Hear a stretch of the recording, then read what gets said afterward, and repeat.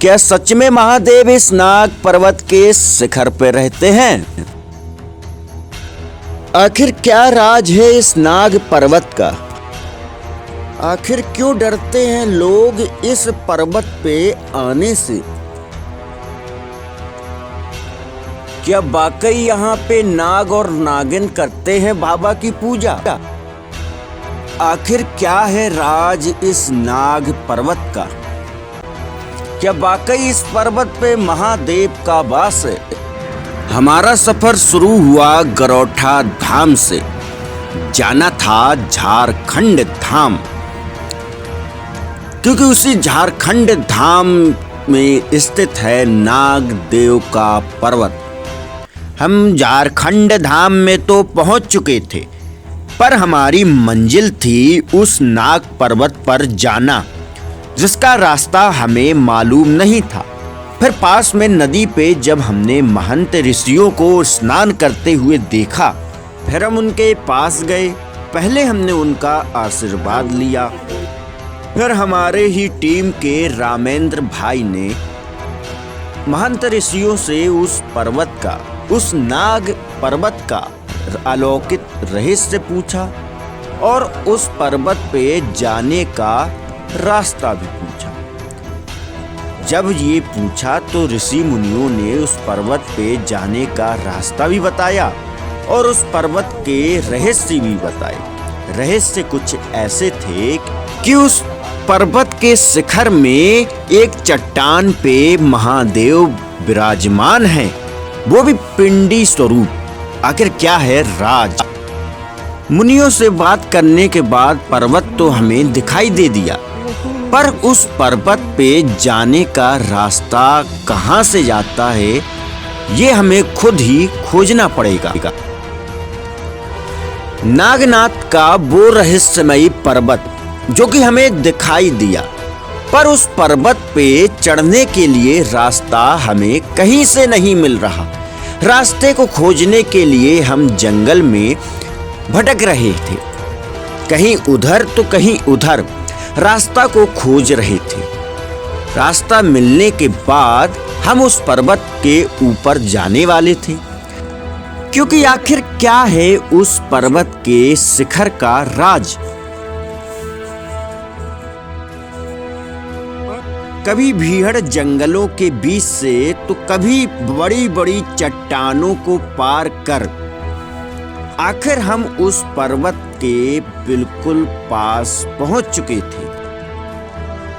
बहुत ही ऐसी रास्ताओं को पार करने के बाद आपने देखा होगा भाई, रास्ता नाम का यहाँ कोई चीज ही नहीं है। कोई भी रास्ता नहीं पता कहाँ कौन रास्ता जाता है।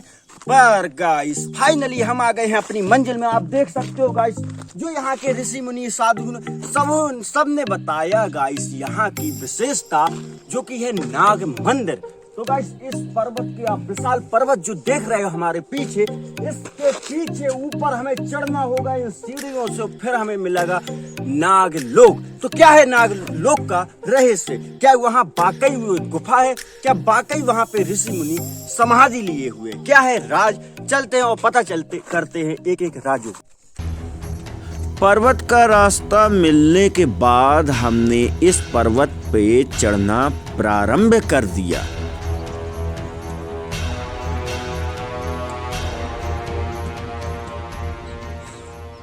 गाइस फाइनली इतना ऊपर तो आ गए हैं, पर हमारी मंजिल यहाँ पे नहीं है, हमें जाना है और भी ऊपर। और गाइस जो मेरी सांस की बात की जाए, यहाँ पे पानी नाम की कोई चीज ही नहीं है। तो चलिए देर पर चलते हैं ऊपर। पर्वत तो हमें मिल चुका था, पर हमारे सामने सबसे बड़ी चुनौती थी इस चलचलाती धूप में इस पर्वत पे चढ़ना, जहाँ पानी की एक बूंद भी नहीं है। पर हम यहाँ पे रुके नहीं, क्योंकि हमें जाना था पर्वत के शिखर पे। आखिर क्या था उस शिखर का राज? हमें और भी ऊपर जाना है। जितने ऊपर गाइस हम आते जा रहे हैं, उतना ही खतरनाक रास्ता होता जा रहा है। चलिए। हम जितना पर्वत पे चढ़ते जा रहे थे, हमारे सामने कठिनाइयां भी उतनी आ रही थी। रास्ते में सीढ़ियां भी गायब हो गई, मतलब कि कोई भी सीढ़ी वहां पे नहीं थी।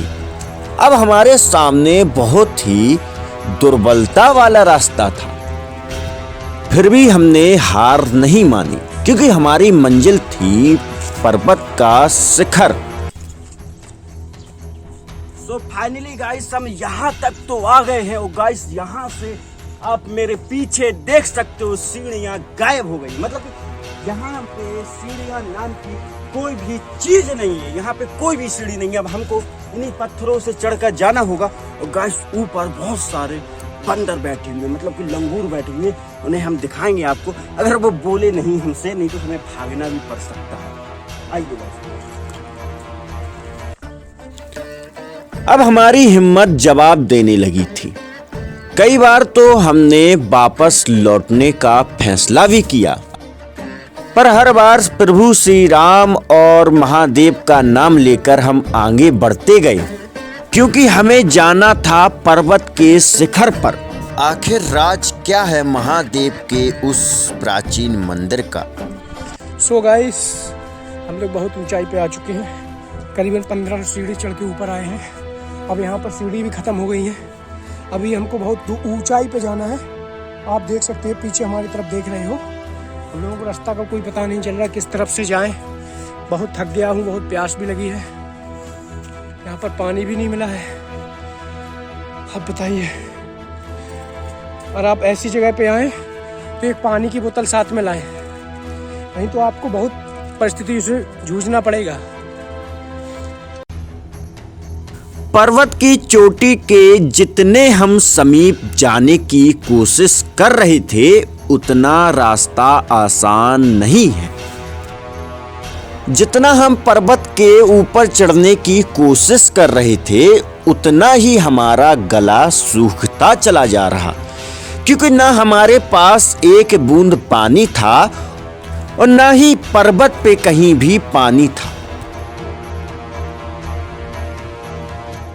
पर्वत के शिखर में पहुंचने पर हमारे सामने ऐसी ऐसी चुनौतियों भरा रास्ता भी आया कि जिसमें छोटी सी भी चूक हमारे लिए बड़ी हानिकारक हो सकती थी।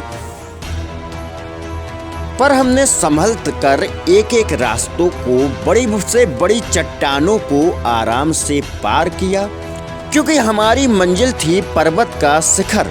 आखिर बहुत कोशिश करने के बाद हम पहुंच गए पर्वत के शिखर पे, और यहाँ से आप देख सकते हो नज़ारा बहुत ही ऊंचाई में है। जो आप छोटे छोटे से वो टापू देख रहे हो, वो टापू नहीं पहाड़ है। सो फाइनली गाइस हम आ गए हैं मंदिर के सामने, मतलब कि हमारी मंजिल हमारे बिल्कुल सामने है। आप गाइस मेरे जो सामने मंदिर देख रहे हो, ये है नाग देव का मंदिर, मतलब कि भोले बाबा भी यहाँ पे विराजमान है। उनके प्रिय नंदी और नाग देवता भी विराजमान है। गाइस अगर बात की जाए इस मंदिर की, तो गाइस आप मेरे जो पीछे देख रहे हो, यहाँ पे जो छोटे छोटे से आपको टापू दिख रहे होंगे, वो टापू नहीं, वो बहुत बड़े पहाड़ है। पर गाइस इस पहाड़ के सामने वो बहुत ही बोने समझ आ रहे हैं। गाइस वहां से हम आए थे, आपको मैं पहले बता चुका हूँ। वो सामने आप जो मेरे पत्थर देख रहे हो नदी किनारे, वो है विश्वामित्र जी का आश्रम, जहाँ पे प्रभु श्री राम आए थे। यहीं पे विश्वामित्र जी अपना आश्रम चलाते थे, यहीं पर यज्ञ किया करते थे। यहीं से वो प्रभु श्री राम और लखन को अपने साथ ले गए थे जनकपुरी, जहां पे उनका स्वयंवर हुआ था। तो गाइस यही वो पवित्र भूमि है, यही वो पवित्र रज है, जहां पे विश्वामित्र प्रभु श्री राम और उनके अनुज लखन पधारे थे। गाइस यहाँ की अगर बात की जाए इन पत्थरों की, तो ये पत्थर मैंने अनुमान भी किया है, ये एक दूसरे के ऊपर ऐसे बैठे हुए हैं, मतलब ऐसे रुके हुए हैं जैसे इन्हें कोई थामे हैं। और गाइस जो आप मेरे वो सामने देख रहे हो, वो मंदिर, आपको बहुत छोटा सा वो मंदिर दिख रहा होगा, वही गाइस ये मंदिर है यहाँ का, जहाँ से हम होकर आए हुए। गाइस ये है श्री नाग देव जी का मंदिर। अभी इसमें गाइस ताला लगा हुआ है, क्योंकि यहाँ पे महंत जी सुबह आते, हम थोड़ा लेट हो गए हैं। तो गाइस यहाँ के हम आपको दर्शन नहीं करवा सकते, वैसे मैं करवाने का प्रयास करूंगा। जब गाइस यहाँ पे कुछ भी हमें रास्ता नहीं दिखा मंदिर की मूर्तियों को दिखाने का अंदर, का नज़ारा जब हमने यहाँ दीवार में बने हुए छेद को देखा तो हमने उसमें अपना कैमरा लगाया और उससे आप रिकॉर्डिंग करके मंदिर के अंदर की फोटोज ली, वीडियो भी बनाई। उसमें सीन में हमने माँ दुर्गा की अद्भुत प्रतिमा भी देखी और वहीं भोलेनाथ भी विराजमान थे। उन्हीं के बगल में उनका प्रिय नंदी भी और नागदेव भी विराजमान थे। तो गाइस यहाँ पे भोले बाबा के साथ उनकी शक्ति भी विराजमान है। जब हम इतनी मेहनत करके ऊपर शिखर में आए पर्वत के तो बिना खाली हाथ नहीं जाएंगे। सो आप भी दर्शन कीजिए माँ भगवती का, उनके ही समीप विराजे भोलेनाथ बाबा का और उन्हीं के प्रिय नंदी का, जो तीनों लोग यहाँ पे विराजमान हैं।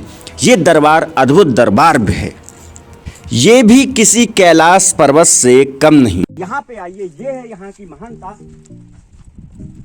गाइस जो आप ये पत्थर पे देख रहे हो ये किसी पेंटिंग का कमाल नहीं है गाइस, ये कोई पेंटिंग नहीं है, ये सब आप देख सकते हो शिवलिंग नुमा भोलेनाथ जी विराजमान है गाइस। ये देखिए, यहाँ के लोगों का मानना था कि ये शिवलिंग जो भोलेनाथ जी की शिवलिंग है ये कभी गाइस इतनी सी हुआ करती थी, बहुत ही छोटी हुआ करती थी। पर गाइस अगर आज की बात की जाए तो ये शिवलिंग यहाँ से गाइस यहाँ आ गई और लोगों का मानना है कि ये शिवलिंग हर दिन थोड़ा थोड़ा बढ़ती है, मतलब थोड़ा थोड़ा इसका विकास होता है। गाइस ये भोले बाबा का अद्भुत मंदिर है, यहाँ पे भोले बाबा स्वयं विराजमान है, आप देख सकते हो सामने। तो बोलिए भाई जय जय श्री राम, जय जय जय महाकाल महादेव महाशंभु भोलेनाथ विश्वनाथ की जय। और गाइस जय जय श्री राम, बोलिए सनातन धर्म की जय। और गाइस अगर हमारे लिए आज इतना ही था दिखाने के लिए, यहाँ पे गाइस अगर आप देख सकते हो ये जो पूरा गाइस यहाँ पे जंगल ही जंगल है और जंगल के बीच में हम क्या करने आए हैं आपको पता ही है, ब्लॉगिंग करने। तो गाइस हम बहुत ही खतरों के सामने आते हैं, खतरों से गुजरते भी हैं और बहुत ही मेहनत करते हैं गाइस। आपका काम है वीडियो को लाइक करना और चैनल पे नए आओ तो चैनल को सब्सक्राइब करना प्लीज। ऐसे ही ब्लॉग आपके लिए रहस्यमय मंदिरों के लाते रहेंगे। कमेंट में जरूर जय श्री राम लिखना। जय जय श्री राम, हर हर महादेव।